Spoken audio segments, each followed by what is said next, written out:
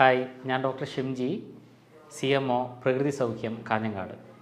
ഇന്ന് ജോയിൻറ്റിനെ ബാധിക്കുന്ന ഒരു ഓട്ടോ ഇമ്മ്യൂൺ ഡിസോർഡറിനെ കുറിച്ചാണ് നമ്മൾ ചർച്ച ചെയ്യുന്നത്. റുമറ്റോയ്ഡ് ആർത്രൈറ്റിസ് അല്ലെങ്കിൽ ആമവാദം. എന്തൊക്കെയാണ് റുമറ്റോയ്ഡ് ആർത്രൈറ്റിസിൻ്റെ പ്രധാനപ്പെട്ട ലക്ഷണങ്ങൾ? സാധാരണഗതിയിൽ ജോയിൻറ്റിനുണ്ടാകുന്ന അതികഠിനമായ വേദന, അതുകൂടാതെ ഇത് ചെറിയ ജോയിൻറ്റിനാവാം, പലപ്പോഴൊക്കെ കാൽമുട്ടിനും ഇത് ബാധിച്ചതായി കാണുന്നുണ്ട്. ഇത് കൂടാതെ തന്നെ മോർണിംഗ് സ്റ്റിഫ്നെസ്, അതായത് രാവിലെ എഴുന്നേറ്റ് കഴിഞ്ഞാലുള്ള സന്ധികൾക്കുള്ള മടക്കാൻ പറ്റാത്ത ഒരു വേദന, ഒരു അസ്വസ്ഥത. കുറച്ചു നേരം നമ്മൾ ചില പ്രവൃത്തികളിലൊക്കെ ഏർപ്പെട്ട് കഴിഞ്ഞാൽ അത് വീണ്ടും പഴയ അവസ്ഥയിലേക്ക് മാറാം, സ്റ്റിഫ്നെസ് കുറയാം. ഈ പ്രശ്നങ്ങൾ വർദ്ധിച്ചു കഴിഞ്ഞാൽ ക്രമേണ ഇത് ഡിഫോമിറ്റിയിലേക്ക് എത്തിച്ചേരാം. പൊതുവെ റുമറ്റോയ്ഡ് ആർത്രൈറ്റിസിൽ കാണുന്ന ഒരു ഡിഫോമിറ്റിയാണ് സ്വാൻ നെക്ക് ഡിഫോമിറ്റി, അല്ലെങ്കിൽ കൈവിരലുകളൊക്കെ മടങ്ങി തിരിഞ്ഞു പോകുന്ന ഒരവസ്ഥ. ഇതൊക്കെ പൊതുവായി കണ്ടു കഴിഞ്ഞാൽ നമ്മൾ പലപ്പോഴും ബ്ലഡ് ടെസ്റ്റിങ്ങിൽ കൂടി ഇത് കൺഫേം ചെയ്യാറുണ്ട്. സാധാരണഗതിയിൽ നമ്മൾ ചെയ്യുന്ന ബ്ലഡ് ടെസ്റ്റുകൾ RA ഫാക്ടർ, CRP, ESR തുടങ്ങിയ ടെസ്റ്റുകളാണ്. പക്ഷേ ഇപ്പോൾ വളരെ അഡ്വാൻസ്ഡ് ആയിട്ട് CCP എന്ന് പറയുന്ന ഒരു ടെസ്റ്റും നമ്മൾ ചെയ്യാറുണ്ട്. ചിലപ്പോഴൊക്കെ CCP പോസിറ്റീവായിട്ട് വന്ന് RA ഫാക്ടർ നെഗറ്റീവായിട്ടും കാണാറുണ്ട്. പക്ഷേ ഇത്തരം ഒരു റിസൾട്ട് ഭാവിയിലേക്കുള്ള റുമറ്റോയ്ഡ് ആർത്രൈറ്റിസ് വരാനുള്ള സാധ്യതയെ ചൂണ്ടിക്കാണിക്കുന്ന ഒരു റിസൾട്ടാണ്. അതുകൊണ്ട് CCPയും ഇപ്പോൾ വളരെ പ്രമുഖമായ സ്ഥാനം തന്നെയാണ് ഡയഗ്നോസിസിൽ ഉള്ളത്. നമ്മുടെ ശരീരത്തിലെ ഇമ്മ്യൂൺ സിസ്റ്റത്തിൽ വരുന്ന ഒരു മിസ് കമ്മ്യൂണിക്കേഷൻ കൊണ്ടാണ് ഇത് സംഭവിക്കുന്നത്. എന്താണ് ഇതിനുള്ള മൂലകാരണം? ഇതിൻ്റെ പേര് തന്നെ ആമവാദം എന്നാണ്. ആമ എന്ന് പറഞ്ഞാൽ ഇവിടെ ഡൈജസ്റ്റീവ് സിസ്റ്റം, ദഹനം എന്നൊക്കെയാണ് അർത്ഥം. ദഹന പ്രക്രിയയുടെ ഫലമായിട്ട് വരുന്ന ദഹന വ്യവസ്ഥയിലുണ്ടാകുന്ന ചില പ്രശ്നങ്ങളുടെ അനന്തരഫലമായിട്ടാണ് റുമറ്റോയ്ഡ് ആർത്രൈറ്റിസ് ഉണ്ടാകുന്നത്. കുറച്ചുകൂടി സയൻറ്റിഫിക്കായി പറയുകയാണെങ്കിൽ ഇത് ലീക്കി ഗട്ടിൻ്റെ ഭാഗമായിട്ടാണ് വരുന്നത്.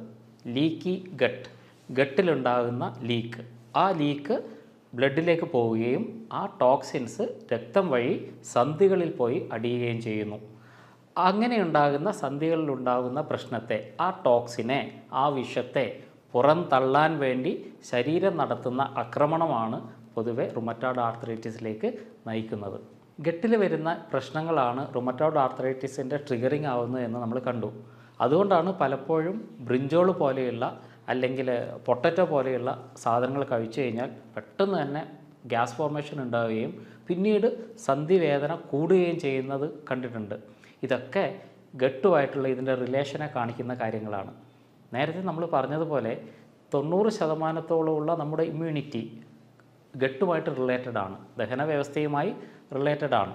അതുകൊണ്ട് തന്നെയാണ് പലപ്പോഴും ഇമ്മ്യൂണിറ്റിയുടെ ഗേറ്റ് കീപ്പറാണ് ദഹന വ്യവസ്ഥ അല്ലെങ്കിൽ ഗട്ട് എന്ന് നമ്മൾ വിളിക്കുന്നത്. അവിടെ സംഭവിക്കുന്ന ഏത് പ്രശ്നങ്ങളും നമ്മൾ ഇമ്മ്യൂണിറ്റിയുമായി ഡയറക്റ്റ്ലി ബന്ധപ്പെടാം. മിക്കവാറും ആൾക്കാരിൽ നമ്മൾ കാണുന്നത്, ഏകദേശം 60% ആൾക്കാരിലും നമ്മൾ കാണുന്നത് റുമറ്റോയ്ഡ് ആർത്രൈറ്റിസ് വന്ന രോഗികൾക്ക് ദഹന സംബന്ധമായ പ്രശ്നങ്ങൾ ആദ്യകാലത്ത് തന്നെ ഡെവലപ്പ് ചെയ്തിട്ടുള്ളതായി കാണുന്നുണ്ട്.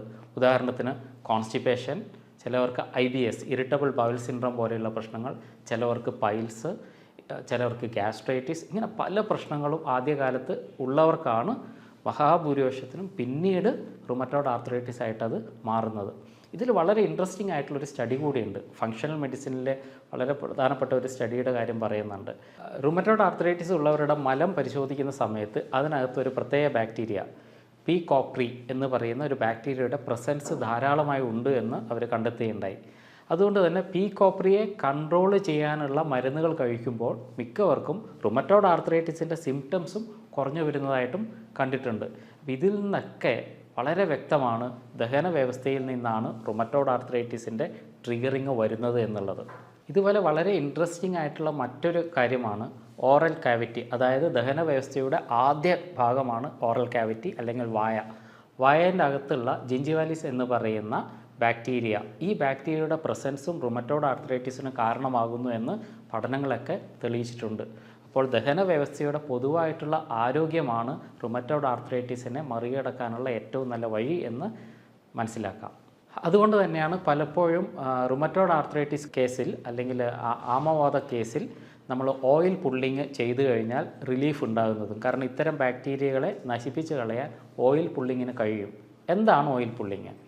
1-2 ടേബിൾ സ്പൂണ് വെളിച്ചെണ്ണ വായിലേക്ക് ഒഴിച്ച് വായിൽ നന്നായിട്ട് റിൻസ് ചെയ്യുക, നന്നായിട്ട് കഴുകിക്കൊണ്ടിരിക്കുക. ഒരു 5-10 മിനിറ്റ് വരെ അത് ചെയ്തിട്ട് ആ എണ്ണ തുപ്പിക്കളയുക.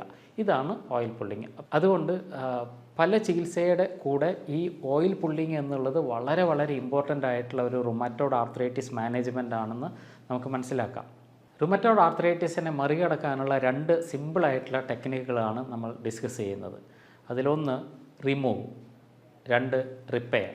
ആദ്യമായി റിമൂവ്. എന്താണ് നമ്മൾ റിമൂവ് ചെയ്യേണ്ടത്, മാറ്റേണ്ടുന്ന പ്രധാന കാര്യങ്ങളിൽ ഒന്ന് ഗ്ലൂട്ടനാണ്, മറ്റൊന്ന് വീറ്റ് പ്രോട്ടീനാണ്, വീറ്റിൽ അടങ്ങിയിട്ടുള്ള മാംസ്യം. 3 ഡയറി പ്രോട്ടീൻസ് അല്ലെങ്കിൽ പാലിൽ അടങ്ങിയിട്ടുള്ള പാൽ ഉൽപ്പന്നങ്ങളിൽ അടങ്ങിയിട്ടുള്ള പ്രോട്ടീൻ നമ്മൾ മാറ്റേണ്ടതാണ്. അതേപോലെ തന്നെ നൈറ്റ് ഷെയ്ഡ് വെജിറ്റബിൾസ്, ബ്രിഞ്ചോൾ പോലെയുള്ള വഴുതന പോലെയുള്ള വെജിറ്റബിൾസ് കഴിച്ചാൽ നമുക്ക് ഈ പ്രശ്നങ്ങൾ കൂടി വരുന്നതായിട്ട് കാണാം. അങ്ങനെ ഇത്തരത്തിലുള്ള ഭക്ഷണങ്ങളെ പൂർണ്ണമായിട്ട് ഒഴിവാക്കുക. ഒരു പരിധിവരെയെങ്കിലും ഗ്രെയിൻസ് കുറക്കുന്നതും റുമറ്റോയ്ഡ് ആർത്രൈറ്റിസിൻ്റെ മാനേജ്മെൻറ്റിന് വളരെ ഇമ്പോർട്ടൻ്റ് ആയിട്ടുള്ള കാര്യമാണ്. രണ്ടാമതായിട്ട് നമ്മൾ ചെയ്യേണ്ടത് റിപ്പയറാണ്. എന്താണ് റിപ്പയർ ചെയ്യേണ്ടത്? 2 കാര്യങ്ങളാണ് നമ്മൾ റിപ്പയർ ചെയ്യേണ്ടത്. ഒന്ന് ഗട്ട്, ദഹന വ്യവസ്ഥ. രണ്ടാമത് എഫക്റ്റഡ് ആയിട്ടുള്ള ജോയിൻറ്റ്സ്. ഈ 2 കാര്യങ്ങൾ റിപ്പയർ ചെയ്യുന്നതാണ് ഏറ്റവും ഇമ്പോർട്ടൻ്റ് ആയിട്ട് ചെയ്യേണ്ടത്. അതിലൊന്ന് റിപ്പയറിങ് ഓഫ് ഗട്ട്, ദഹന വ്യവസ്ഥയെ എങ്ങനെ റിപ്പയർ ചെയ്യാം. അതിൽ ഏറ്റവും ആദ്യമായിട്ട് ചെയ്യേണ്ടത് പ്രോബയോട്ടിക്സ് തന്നെയാണ്. നല്ല ബാക്ടീരിയയെ ശരീരത്തിനകത്തേക്ക് കയറ്റിവിടുക എന്നുള്ളതാണ് ഏറ്റവും നല്ലൊരു മെത്തേഡ്. അതുകൊണ്ട് തന്നെയാണ് പലപ്പോഴും പ്രോബയോട്ടിക് സപ്ലിമെൻറ്റ്സ് കൊടുത്തു കഴിഞ്ഞാൽ റുമറ്റോയ്ഡ് ആർത്രൈറ്റിസിൽ അതിൻ്റെ ലക്ഷണത്തിൽ ഗണ്യമായ കുറവ് വരുന്നതായിട്ട് കാണാൻ വേണ്ടി പറ്റും. മറ്റൊന്ന് നമ്മുടെ ജോയിൻസിൻ്റെ റിപ്പയറാണ്. എങ്ങനെയാണ് ജോയിൻസിനെ റിപ്പയർ ചെയ്യുക? ഇതിനകത്തുള്ള ഇൻഫെക്ഷ്യസ് ആയിട്ടുള്ള മൈക്രോ ഓർഗാനിസത്തിനെ അല്ലെങ്കിൽ രോഗാണുക്കളെ പുറത്തേക്ക് കളയുക എന്നുള്ളതും വളരെ ഇമ്പോർട്ടൻ്റ് ആയിട്ടുള്ളൊരു കാര്യമാണ്. അതിനുവേണ്ടി ഏറ്റവും സാധാരണയായിട്ട് ഉപയോഗിക്കാൻ പറ്റുന്ന ഒരു ഹെർബാണ് വാദം കൊല്ലി എന്ന് പറയുന്നത്. വാദം കൊല്ലിയുടെ ഉപയോഗം റുമറ്റോയ്ഡ് ആർത്രൈറ്റിസിന് വളരെയധികം ഗുണം ചെയ്യുന്നതാണ്. രണ്ടാമതാണ് ബോസ്വീലിയ അല്ലെങ്കിൽ ഷെല്ലക്കി എന്ന് വിളിക്കുന്ന ഹെർബ്. ഈ 2 ഹെർബുകളുടെയും എഫക്റ്റീവായിട്ടുള്ള ഉപയോഗവും പറയുന്ന റുമറ്റോയ്ഡ് ആർത്രൈറ്റിസിൻ്റെ ജോയിൻറ്റിൻ്റെ റിപ്പയറിന് ഒത്തിരി സഹായിക്കുന്ന ഘടകങ്ങളാണ്. അപ്പോൾ ഗട്ടും അതേപോലെ തന്നെ ജോയിൻറ്റും റിപ്പയർ ചെയ്യാനുള്ള ഹെർബുകളുടെ എഫക്റ്റീവായിട്ടുള്ള ഉപയോഗവും നമുക്ക് റുമറ്റോയ്ഡ് ആർത്രൈറ്റിസിൽ നിന്ന് ഒരു വലിയ പരിധിവരെ സംരക്ഷണം തരുന്നതാണ്. ഇതുപോലെ തന്നെ വളരെ ഇമ്പോർട്ടൻ്റ് ആയിട്ടുള്ള മറ്റൊരു കാര്യമാണ് ജോയിൻറ്റിൻ്റെ മൊബിലൈസേഷൻ, ജോയിൻറ്റിന് കൊടുക്കുന്ന ചലനങ്ങൾ. അപ്പോൾ കൃത്യമായ രീതിയിലുള്ള വ്യായാമങ്ങൾ, പ്രത്യേകിച്ച് യോഗ പോലെയുള്ള വ്യായാമങ്ങൾ അല്ലെങ്കിൽ ലൂസനിങ് എക്സസൈസുകളൊക്കെ വളരെ നന്നായിട്ട് റുമറ്റോയ്ഡ് ആർത്രൈറ്റിസിൻ്റെ അഡ്വാൻസിനെ തടുക്കുന്നതായി കണ്ടിട്ടുണ്ട്. അല്ലെങ്കിൽ ഇത് കൂടുതൽ മോശമാകാതെ ഇരിക്കാനും അതുപോലെ മോർണിംഗ് സ്റ്റിഫ്നെസ് കുറക്കാനും സഹായിക്കുന്നതായി കണ്ടുവരുന്നുണ്ട്. അതുകൊണ്ട് കൃത്യമായ രീതിയിലുള്ള വ്യായാമങ്ങളും റുമറ്റോയ്ഡ് ആർത്രൈറ്റിസിനെ സംബന്ധിച്ചിടത്തോളം വളരെ വളരെ ഇമ്പോർട്ടൻ്റ് ആയിട്ടുള്ള ഒരു ഘടകമാണ്. റുമറ്റോയ്ഡ് ആർത്രൈറ്റിസ് പോലെ തന്നെ മറ്റൊരു ആർത്രൈറ്റിസാണ് ഓസ്റ്റിയോ ആർത്രൈറ്റിസ്. ഒരു കാരണവശാലും റുമറ്റോയ്ഡ് ആർത്രൈറ്റിസും ഓസ്റ്റിയോ ആർത്രൈറ്റിസും ഒന്നാണ് എന്ന് തെറ്റിദ്ധരിക്കരുത്. റുമറ്റോയ്ഡ് ആർത്രൈറ്റിസ് ഓട്ടോ ഇമ്മ്യൂണാണ്. അതുകൊണ്ട് അതിനർഹിക്കുന്ന പ്രാധാന്യവും അതിനർഹിക്കുന്ന രീതിയിലുള്ള ട്രീറ്റ്മെൻറ്റ് നമ്മൾ കൊടുത്തേ തീരൂ. അപ്പോൾ ഇൻഫ്ലമേഷൻ കുറക്കാൻ വേണ്ടി സഹായിക്കുന്ന ഡയറ്റ് പാറ്റേൺ നമുക്ക് ഏകദേശം അറിയാം. അതിൻ്റെ കൂടെ ആൻറ്റി ഇൻഫ്ലമേറ്ററി പ്രോപ്പർട്ടിയുള്ള ഒമേഗ-3യുടെ ഉപയോഗവും ഒത്തിരി ഗുണം ചെയ്യുന്നതായിട്ട് കാണാം. അപ്പോൾ ഡയറ്ററി മാനേജ്മെൻറ്റിൻ്റെ കൂടെ സപ്ലിമെൻറ്റ്സ് ലൈക്ക് ഒമേഗ-3 ഒക്കെ കൊടുക്കുന്നതും ഒരു വലിയ പരിധിവരെ റുമറ്റോയ്ഡ് ആർത്രൈറ്റിസിനെ നിയന്ത്രണ വിധേയമാക്കാൻ വേണ്ടി നമ്മളെ സഹായിക്കും. ശരിയായ രീതിയിലുള്ള ജീവിത ചിട്ടയും ഭക്ഷണ രീതിയും വ്യായാമ മുറകളും വിശ്രമവും വളരെ വളരെ ഇമ്പോർട്ടൻ്റ് ആണ് റുമറ്റോയ്ഡ് ആർത്രൈറ്റിസ് പോലെയുള്ള ഓട്ടോ ഇമ്മ്യൂൺ ഡിസീസിനെ കൺട്രോൾ ചെയ്യാൻ വേണ്ടി.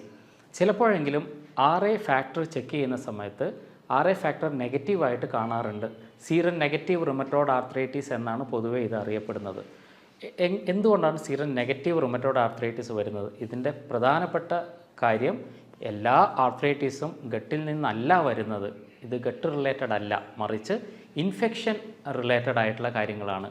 ലൈക്ക് ചിക്കൻ ഗുനിയ വന്ന് മാറിയ ആൾക്കാർക്ക് വേണമെങ്കിൽ ഇൻഫെക്ഷൻ ലോഡ് കൂടുതലായിട്ട് ഉണ്ടാവാം, അവർക്ക് വൈറൽ ലോഡ് ധാരാളമായിട്ട് ഉണ്ടാവാം, അവർക്ക് ഈ പറയുന്ന സീറോ നെഗറ്റീവ് റുമറ്റോയ്ഡ് ആർത്രൈറ്റിസിലേക്ക് പോകാനുള്ള സാധ്യത വളരെ അധികമാണ്. അത്തരം റുമറ്റോയ്ഡ് ആർത്രൈറ്റിസിൽ ഇൻഫെക്ഷൻ്റെ സാധ്യത കുറക്കാൻ വേണ്ടി, അതിൻ്റെ കാഠിന്യം കുറക്കാൻ വേണ്ടി അകത്ത് കയറിയിട്ടുള്ള പാരസൈറ്റിനെ പുറത്തേക്ക് തള്ളിക്കളയാൻ ഉള്ള രീതിയിലുള്ള ഹെർബ്സുകളുടെ ഉപയോഗവും ഭക്ഷണ ക്രമീകരണവുമാണ് വേണ്ടത്. നമ്മൾ ഡിസ്കസ് ചെയ്ത പോലെ എല്ലാ റുമറ്റോയ്ഡ് ആർത്രൈറ്റിസും ഗട്ടിൽ നിന്നല്ല വരുന്നത്, ഗട്ട് റിലേറ്റഡ് അല്ല. മറിച്ച് ചില റുമറ്റോയ്ഡ് ആർത്രൈറ്റിസിൻ്റെ ഒക്കെ ട്രിയറിങ് വരുന്നത് ചില പാരസൈറ്റിൽ നിന്നോ വൈറസുകളിൽ നിന്നോ ആകാം. ഉദാഹരണത്തിന് ഡെങ്കു ഫീവർ വന്ന് മാറിയ ആൾക്കാർക്ക് ജോയിൻറ്റ് പെയിൻ വരാനുള്ള സാധ്യത കൂടുതലാണ്. അതേപോലെ തന്നെ ചിക്കൻ ഗുനിയ വന്ന് മാറിയവർക്ക് അതിൻ്റെ പാരസൈറ്റ് കൊണ്ട് ഈ പറയുന്ന ജോയിൻറ്റ് ഇൻഫ്ലമേഷൻ വരാറുണ്ട്. അപ്പം ഇത്തരത്തിൽ വരുന്ന റുമറ്റോയ്ഡ് ആർത്രൈറ്റിസിനെ ആ രീതിയിൽ, അതായത് കയറിയ മൈക്രോ ഓർഗാനിസത്തിനെ അല്ലെങ്കിൽ കീടാണുക്കളെ, രോഗാണുക്കളെ പുറത്തേക്ക് തള്ളാനുള്ള രീതിയിലുള്ള ഹെർബൽ അപ്രോച്ചും ഡയറ്ററി അപ്രോച്ചുമാണ് വേണ്ടത്. റുമറ്റോയ്ഡ് ആർത്രൈറ്റിസ് പോലെയുള്ള ഒരു ഓട്ടോ ഇമ്മ്യൂൺ ഡിസീസ് വന്നു കഴിഞ്ഞാൽ അവിടെ ശ്രദ്ധിക്കേണ്ടത്, 1, ഗട്ട് ദഹന വ്യവസ്ഥയെ നന്നാക്കാൻ വേണ്ടി ശ്രമിക്കുക. 2, ശരിയായ രീതിയിലുള്ള പ്രോപ്പറായിട്ടുള്ള ന്യൂട്രീഷൻ കൊടുക്കുക. 3, കൃത്യമായ രീതിയിലുള്ള വ്യായാമത്തിലേക്ക്, എക്സസൈസിലേക്ക് പോവുക. ഈ 3 കാര്യങ്ങൾ ചിട്ടയായി ചെയ്യുകയാണെങ്കിൽ ഒരു വലിയ പരിധിവരെ നിങ്ങൾക്ക് റുമറ്റോയ്ഡ് ആർത്രൈറ്റിസിൻ്റെ കോംപ്ലിക്കേഷൻ ഒഴിവാക്കാനും ഒരു പരിധിവരെ ഇതിനെ റിവേർട്ട് ചെയ്യാനും വേണ്ടി സാധിക്കുന്നതാണ്. മറ്റൊരു വീഡിയോയുമായി വീണ്ടും കാണാം. അതുവരെ എല്ലാവർക്കും നന്ദി.